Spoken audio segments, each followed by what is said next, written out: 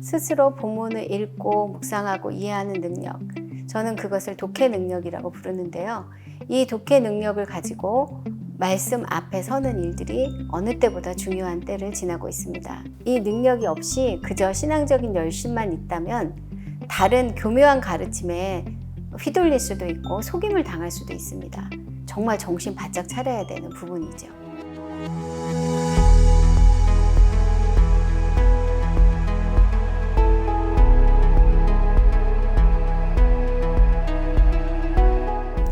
말씀 기도의 특징을 한번 살펴볼까요? 한 4가지 정도로 요약할 수 있는데요. 첫 번째는 연합입니다. 혼자 기도하는 것이 아니라 성령의 인도하심에 따라 많은 사람들과 함께 기도하는 것이죠. 두 번째는 현장성입니다.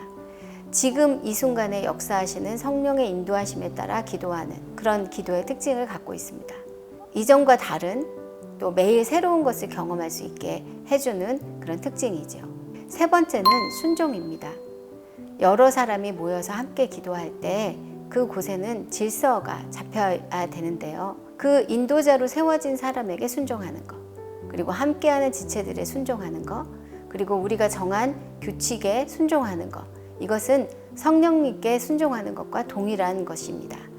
이 순종을 배우는 현장이 바로 말씀 기도의 자리입니다.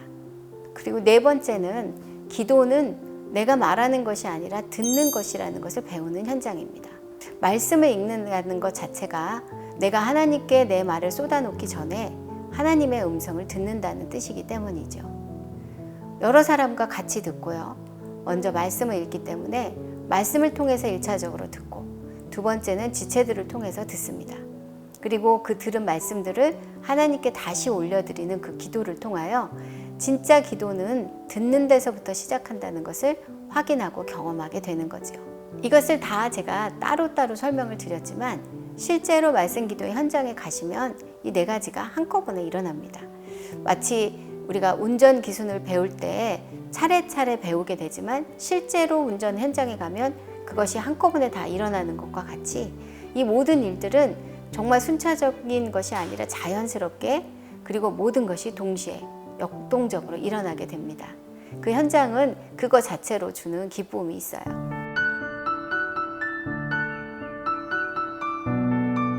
자, 그러면 구체적으로 말씀 기도는 어떻게 진행될까요? 사실 다른 기도회와 별 차이는 없습니다.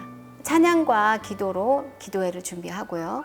두 번째는 말씀을 읽는데요. 보통은 한 장을 기본으로 합니다. 이야기가 있는 본문이 좋고요. 그리고 너무 짧지 않은 본문이어야 하는데 너무 짧은 본문일 경우에는 자의적인 해석이 들어가기가 쉽기 때문입니다.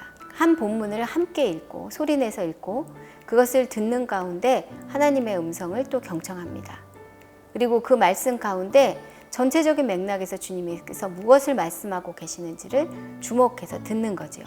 세 번째는 이렇게 들은 말씀을 각자 묵상하며 이 본문으로 어떤 기도를 드려야 할지 하나님께 묻는 시간을 갖습니다. 큐티의 묵상과도 비슷하지만 이것은 어떤 지적인 행동이 아니라 하나님께 묻는 행동입니다.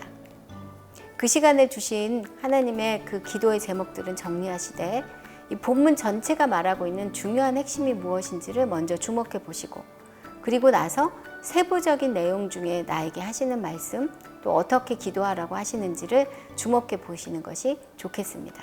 이렇게 기도 제목을 하나님께 묻고 받으셨으면 이제 옆에 있는 지체들과 그 본문을 기도 제목을 나누게 됩니다. 그룹이 작을 때는 전체적으로 다 나누셔도 좋습니다. 그것이 가장 이상적입니다. 그러나 요즘은 나누기 힘든 많은 사람들과 기도회를 할 때가 많이 있습니다. 그렇다면 최소한 옆에 있는 분들과 2명씩이라도 짝을 지어서 기도 제목을 나누실 것을 권해드립니다. 왜냐하면 자기가 하나님께 묻고 받았던 그 기도 제목들을 다른 사람과 나누게 되면 그거 나눈 기도 제목을 통해서 우리의 마음이 하나님께로 활짝 열리기 때문입니다. 그것을 실제적인 기도 시간에 반영하지 못한다 할지라도 실제로 내가 입술로 고백하는 가운데 그것이 이미 하나님께 상달되는 기도의 제목이 되기도 하더라고요. 그래서 꼭 기도 제목을 서로 나누시기를 권해드립니다. 그리고 나서 인도자의 인도를 따라 우리 함께 기도하시면 되겠습니다. 언제까지요? 기도 제목이 닿을 때까지 또는 시간이 닿을 때까지 함께 기도하시면 됩니다. 거기서 나온 모든 기도 제목들은 하나님께서 주신 거라고 믿고 기도하셔도 됩니다.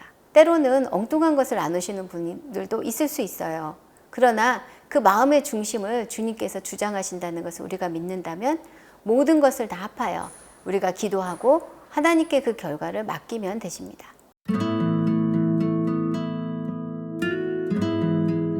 그러면 더 깊은 말씀 기도를 위해 어떻게 하면 좋겠냐라고 묻는 분들이 있으세요. 가장 좋은 꿀팁은 매일 경건한 루틴을 계속 이어가시는 것입니다. 말씀을 읽고 묵상하고 기도하고 또 주님께 말씀을 듣는 이 모든 과정들을 매일매일 해나가시게 되면 특별히 말씀 기도의 자리가 아니더라도 어디든지 충만하게 주님과 동행하는 그 삶을 사실 수가 있고 기도하실 수도 있기 때문입니다. 이것이 가장 중요하고 가장 기본이 되는 말씀 기도를 잘하는 방법입니다. 두 번째는 동행 훈련을 하시는 겁니다. 누구나 다 하나님과 친밀한 경험은 있으시죠. 그러나 문제는 지속성입니다. 지속적으로 주님과 친밀한 동행을 하고 계시는 분들에게는 말씀 기도가 그렇게 어렵지 않습니다. 그런데 이 훈련을 할 수 있는 유일한 그리고 가장 좋은 방법 중에 하나는 동행 일기를 매일 쓰시는 것입니다. 매일 주님과 동행하는 감각을 키워나가는 것, 매일매일의 그 훈련 이외에는 다른 방법이 없습니다. 그러므로 지금 말씀 기도를 더 잘해보고 싶다라는 열망이 있으시다면 동행 일기를 더 열심히 써보시기를, 아직 시작도 안 하신 분은 이제 막 시작해 보시기를 권해드립니다. 정말 놀랍게 예수님이 나와 동행하고 계시고 기도의 자리를 이끌고 계시다는 것을 경험하게 되실 것입니다.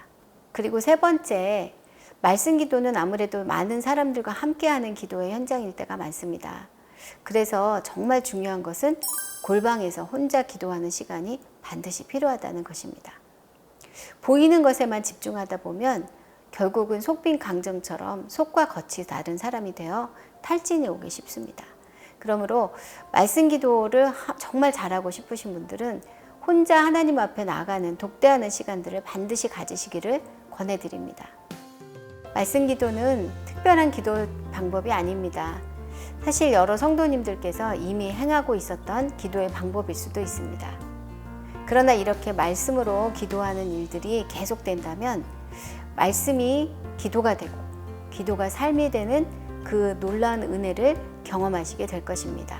허락하시는 것만큼 말씀 기도로 주님 앞에 나가서 주님의 주신 은혜를 충만히 누리시기를 주님의 이름으로 축복합니다.